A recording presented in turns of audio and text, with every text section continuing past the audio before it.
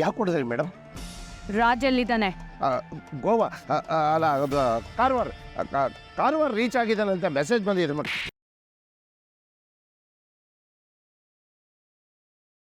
ನಿನ್ ತಲೆ.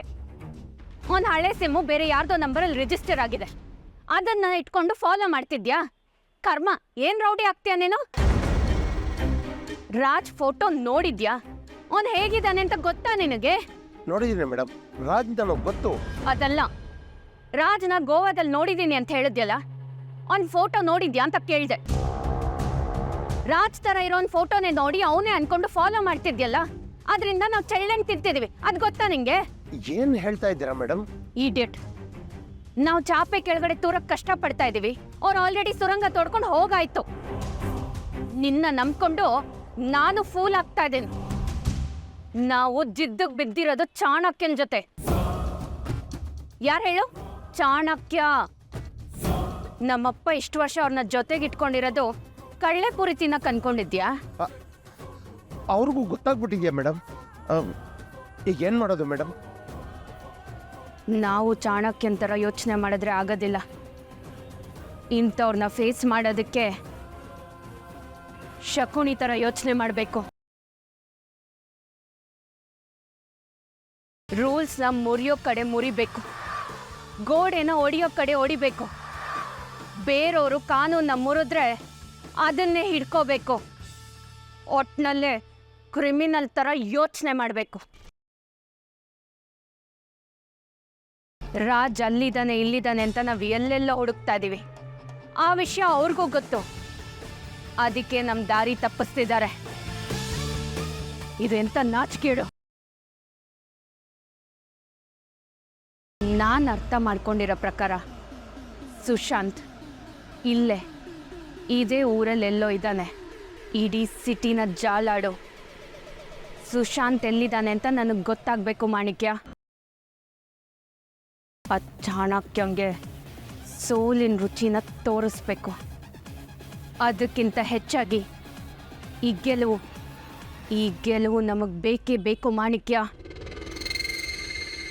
ಇಲ್ಲದೆ ಹೋದ್ರೆ ಯಾವುದಕ್ಕೂ ಲಾಯ್ಕ್ ಇಲ್ಲ ಅನ್ನೋಂಗಾಗ್ಬಿಡ್ತೀವಿ.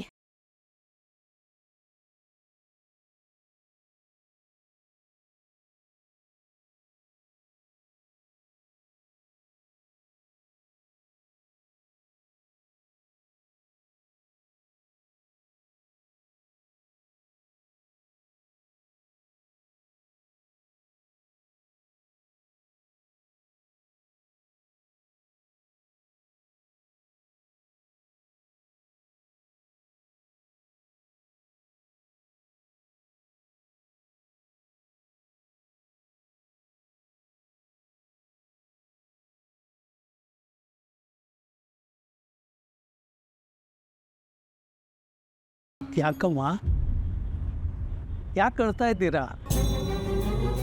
ಸಮಾಧಾನ ಮಾಡ್ಕೊಳ್ಳಿ. ಗುರುಗಳೇ, ಯಾಕೆ ಜಾತಕ ಹಾಗೆ ಇಟ್ಬಿಟ್ರಿ? ಏನಾದರೂ ತೊಂದರೆನಾ? ಈ ಜಾತಕವನ್ನು ನೋಡೋ ಅವಶ್ಯಕತೆನೇ ಇಲ್ಲಮ್ಮ. ಅವಳಿಗೆ ಯಾವ ರೀತಿಯ ತೊಂದರೆನೂ ಇಲ್ಲ. ಇದು ಅದ್ಭುತವಾದ ಜಾತಕ. ಇದು ನಾನು ಹೇಳ್ತಾ ಇರೋ ಮಾತಲ್ಲಮ್ಮ, ನನ್ನ ಮನದಲ್ಲಿರೋ ಹನುಮನ ಮಾತು. ಏನು ಅದ್ಭುತ ಜಾತಕ ಗುರುಗಳೇ. ನನ್ನ ಮಗಳ ಜೀವನ ಬೀದಿ ಪಾಲಾಗ್ತಿದೆ. ಅವಳು ಕಷ್ಟದಲ್ಲೇ ಕೈ ತೊಳಿತಾ ಇದ್ದಾಳೆ.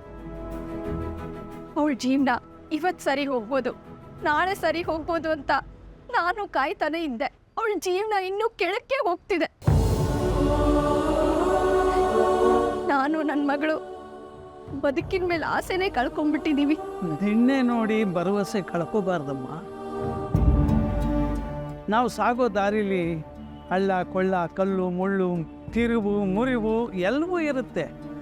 ಅದನ್ನೆಲ್ಲ ನಾವು ದಾಟಲೇಬೇಕು. ನೀವು ಅಲೆಯ ಎದುರಿಗೆ ಸಾಗೋದಕ್ಕೆ ಪ್ರಯತ್ನ ಪಡ್ತಾ ಇದ್ದೀರ. ಅದಕ್ಕೆ ಈ ಒದ್ದಾಟ. ಅಲೆಯ ಜೊತೆಯಲ್ಲೇ ಹೋಗೋದನ್ನು ಕಲೀರಿ, ಜೀವನ ಸರಿ ಸಾಗುತ್ತೆ. ಬೇರೆ ದಾರಿ ಏನಿದೆ ಗುರುಗಳೇ?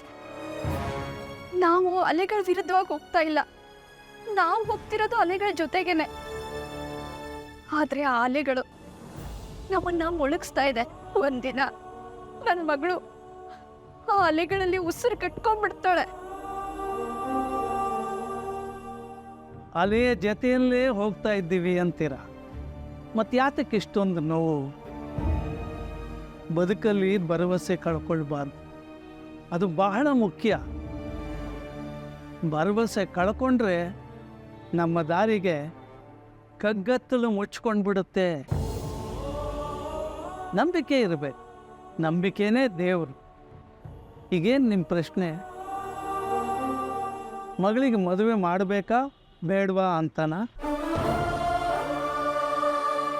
ಗುರುಗಳೇ, ನೀವೇನು ಹೇಳ್ತಿದ್ದೀರೋ ನನಗೆ ಅರ್ಥ ಆಗ್ತಿಲ್ಲ. ಅರ್ಥ ಆಗಬೇಕಾಗಿಲ್ಲ. ಆಯಾ ಸಮಯಕ್ಕೆ ಏನು ಮಾಡಬೇಕೋ ಅದನ್ನು ಮಾಡ್ತಾ ಇರಬೇಕು. ಯಾವುದನ್ನು ತಡೆ ಹಿಡಿಬಾರ್ದು. ಆ ದೈವ ಸಂಕಲ್ಪ ಇಲ್ಲದೆ ಇಲ್ಲಿ ಯಾವುದೂ ನಡೆಯೋದಿಲ್ಲ. ಅವನ ಅಣತಿಯ ಮೇಲೆ ಎಲ್ಲವೂ ನಡೀತಾ ಇರೋದು. ನಾನು ಹೇಳಿದಾಗೆ ಅಲೆಯ ಜೊತೆಯಲ್ಲೇ ಪ್ರಯಾಣ ಮಾಡೋದನ್ನು ಅಭ್ಯಾಸ ಮಾಡಿ, ಎಲ್ಲವೂ ಸರಿ ಹೋಗುತ್ತೆ. ಒಳ್ಳೆಯದಾಗಲಿ.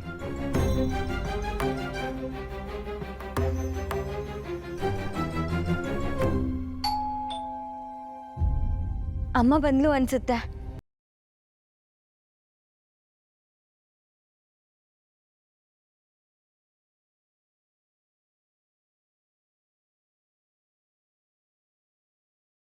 ನೀವು ಅಯ್ಯೋ, ಈಗಲೇ ಯಜಮಾನ್ರೆ ಅಂತೆಲ್ಲ ಕರಿಬೇಡಿ, ನನಗೆ ನಾಚಿಕೆ ಆಗುತ್ತೆ. ಅಯ್ಯೋ, ನಾನು ಹಂಗೆಲ್ಲ ಇಲ್ಲ. ಯಜಮಾನ ಅನ್ಸ್ಕೊಳ್ಳೋದೆಲ್ಲ ಇಷ್ಟ ಆಗಲ್ಲ. ಅದೇನೋ ಹೇಳ್ತಾರಲ್ಲ, ಲಿಬರಲ್. ಅದೇನು ಹೆಂಗಸ್ರ ಥರ ನಾಚ್ಕೋತಿದ್ದೀರಾ? ಕರೆಕ್ಟು. ನಾನು ತುಂಬ ಲಿಬ್ರಲ್ಲು. ಹೆಂಗಸರು ಗಂಡಸರು ಎಲ್ಲ ಸಮಾನವಾಗಿರ್ಬೇಕಲ್ವಾ? ನಾನು ಅಮ್ಮಂಗೆ ಎಷ್ಟು ರೆಸ್ಪೆಕ್ಟ್ ಕೊಡ್ತಿದ್ದೋ ಹೆಂಡ್ತಿಗಳಿಗೂ ಅಷ್ಟೇ ರೆಸ್ಪೆಕ್ಟ್ ಕೊಡ್ತಿದ್ದೆ. ಸರಿ, ಇವಾಗ ಹೊರಡಿ. ಅಮ್ಮ ಮನೇಲಿಲ್ಲ, ಅವ್ರು ಬಂದಮೇಲೆ ಬನ್ನಿ. ಅಯ್ಯೋ, ಆಮೇಲೆ ಬಂದಿರೋದಕ್ಕೆ ನಾನು ಗಣೇಶನ ಚಂದ ಎತ್ತಕ ಬಂದಿದ್ದೀನಿ. ಅಮ್ಮನೇ ಹೋಗ್ಬಾ ಅಂತ ಹೇಳಿದ್ರು. ಮದುವೆಗೆ ಸೀರೆ ಕೊಡಿಸ್ಬಿಟ್ಟು ಬಾ ಅಂದರು, ಅದಕ್ಕೆ ಬಂದಿರೋದು. ಪರವಾಗಿಲ್ಲ, ನನ್ನ ಹತ್ರ ಎಲ್ಲ ಇದೆ, ನನಗೇನು ಬೇಡ. ಅರೆ, ಅದು ಹೆಂಗ್ರಿ ಆಗುತ್ತೆ? ಬಸ್ಸಲ್ಲಿ ಹೋಗೋ ಜಾಗಕ್ಕೆ ಆಟೋದಲ್ಲಿ ಹೋಗೋಕ್ಕಾಗತ್ತಾ?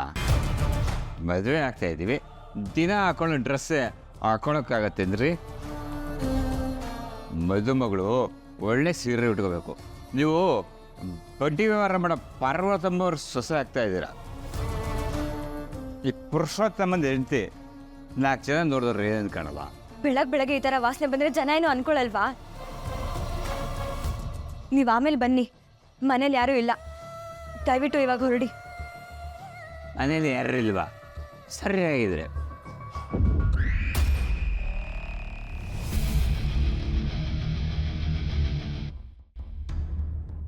ಮನೇಲಿ ಯಾರೂ ಇಲ್ಲ ಅಂದೆ ಅಲ್ವಾ? ಆದರೂ ಒಳಗಡೆ ಬಂದಿದ್ದೀರಾ? ಮದುವೆ ಆಗ್ತಾ ಇರೋದು ಗಡ್ರಿ ನಾನು. ಏದು ವ್ಯತ್ಯಾಸ ಆಗುತ್ತೆ ಅಲ್ಲ? ಗಂಡ ಆಗೋದು ನಾನು ಬಾಗಿಲಲ್ಲಿ ನಿಲ್ಲಿಸಿ ಮಾತಾಡ್ಸಿದ್ರೆ ಏನು ಚೆನ್ನಾಗಿರುತ್ತೆ ಹೇಳಿ? ಮನೆಗೆ ಬಂದವ್ರಿಗೆ ಒಂಚೂರು ಕಪಿಟಿ ಕೊಡಲ್ವಾ? ಹೋಲಿ ಬಿಡಿ, ಒಂಚೂರು ನೀರು ಕೊಡ್ರಿ. ಆಗಲೇ ಕುಡ್ಕೊಂಡು ಬಂದಿದ್ದೀರಾ, ಮತ್ತೆ ನೀರು ಕುಡಿತೀರಾ? ಮನೇಲಿ ಯಾರೂ ಇಲ್ಲ, ದಯವಿಟ್ಟು ಹೊರಡಿ. ಆವಾಗಲಿಂದ ನಾನು ಕುಡಿಯೋದ್ರ ಬಗ್ಗೆನೇ ಮಾತಾಡ್ತಿದ್ದೀರಲ್ಲ. ನಮ್ಮಮ್ಮ ಹೇಳಿದ್ರ ನನ್ನ ಬಾವಿಗೆ ಹ್ಯಾಬಿಟ್ ಬಿಡಿಸು ಅಂತ. Don't by. ಈ ಹ್ಯಾಬಿಟ್ಟು ನಿಮಗಿಂತ ಮುಂಚೆನೇ ನನಗೆ ಬರ್ತಿರೋದು. ಬಿಡ್ತೀನೋ ಇದು ಗೊತ್ತಿಲ್ಲ, ಬಿಡಲ್ಲ ಬಿಡಿ. ಇದು ದರ ಚೆನ್ನಾಗಿರುತ್ತೆ, ಏನೂ ಗೊತ್ತಾಗಲ್ಲ, ಆದರೆ ಎಲ್ಲ ಗೊತ್ತಾಗತ್ತೆ. ನೀವು ಬೇಕಿದ್ರೆ ದಿನ ನನ್ನ ಜೊತೆ ಒಂದಿಷ್ಟು ತಗೊಳ್ಳಿ, ಚೆನ್ನಾಗಿರುತ್ತೆ. ಅವಳಿಗೂ ಬೇಕು ಅನ್ಸುತ್ತೆ, ಅದಕ್ಕೆ ನೀರು ತರಕ್ಕೆ ಹೋದ್ಲು. ನೀರು ಕೇಳಿದ್ರಲ್ವಾ, ಕುಡಿದ್ಬಿಟ್ಟು ಬೇಗ ಹೊರಡಿ. ಪೂರ್ತಿ ಕುಡ್ಕೊಂಡೇ ಹೋಗ್ತೀನಿ, ಯಾಕೆ ಅವಸರ?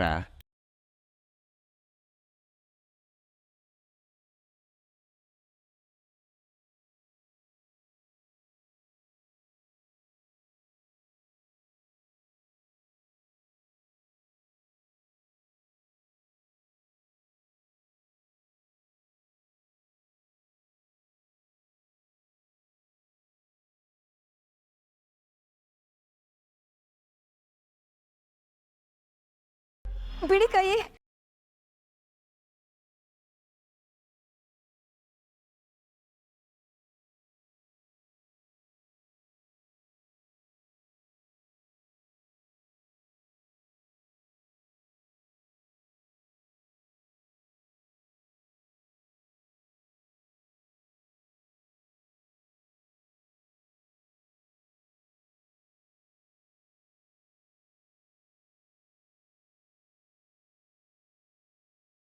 ಯಾರು ಇಲ್ವಾ ಮನೆಯಲ್ಲಿ?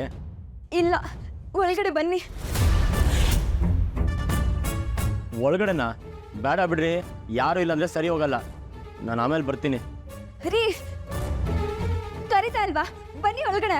ನೋಡಿ, ಆಗಲೇ ವಾಯ್ಸ್ ರೈಸ್ ಆಯಿತು. ನಾನು ನಿಮ್ಮ ಹತ್ರ ಬೈಸ್ಕೊಳ್ಳಲ್ಲ, ನಾನು ಬರಲ್ಲ ರೀ. ಕರಿತಾ ಇರೋದನ್ನ ಅರ್ಥ ಮಾಡ್ಕೊಳ್ಳಿ ಪ್ಲೀಸ್.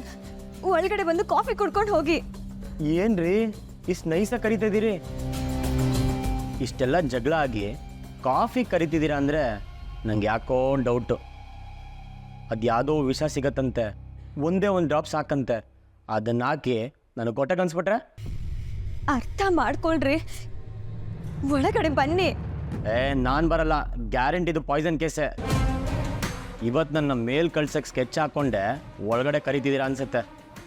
ಏನೊಳ್ಳೆ ಚಿಕ್ಕ ಮಕ್ಕಳ ಥರ ಆಡ್ತಿದ್ದೀರಲ್ಲ, ಹೇಳಿದ್ದೆ ಅರ್ಥ ಆಗ್ತಿಲ್ವಾ ನಿಮಗೆ?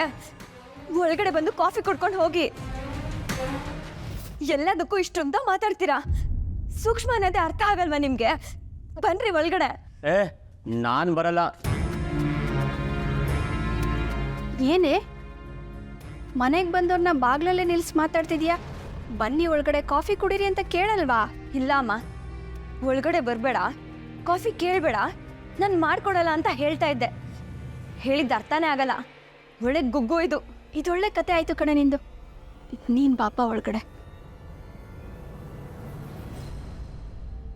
ಇವಾಗ ಯಾಕ್ರಿ ಬರ್ತೀರಾ? ಯಾರೇ ನಿಮ್ಮನ್ನ ಕರೆದಿದ್ದು? ನೀವೇನ್ರಿ ಇಷ್ಟೊತ್ತು ಒಳಗಡೆ ಬಾ ಕಾಫಿ ಕುಡಿ ಅಂತ ಹೇಳ್ತಿದ್ರಿ? ಅವಾಗ ಕರೆದೆ, ಇವಾಗ ಬರಕ್ಕೆ ಹೇಳಿದ್ನಾ? ಹೋಗ್ರಿ ಸುಮ್ಮನೆ. ಏನ್ರಿ ನೀವು ಇಷ್ಟೊತ್ತು ಬಾ ಬಾ ಅಂತ ಕರಿತಿದ್ರಿ, ಈಗ ಹೋಗು ಹೋಗು ಅಂತ ಇದ್ದೀರಾ? ಒಳ್ಳೆ ಕನ್ಫ್ಯೂಸ್ ಪಾರ್ಟಿ ರೀ ನೀವು. ಅರ್ಥನೇ ಆಗಲ್ಲ ನಿಮಗೆ. ಹೋಗ್ರಿ.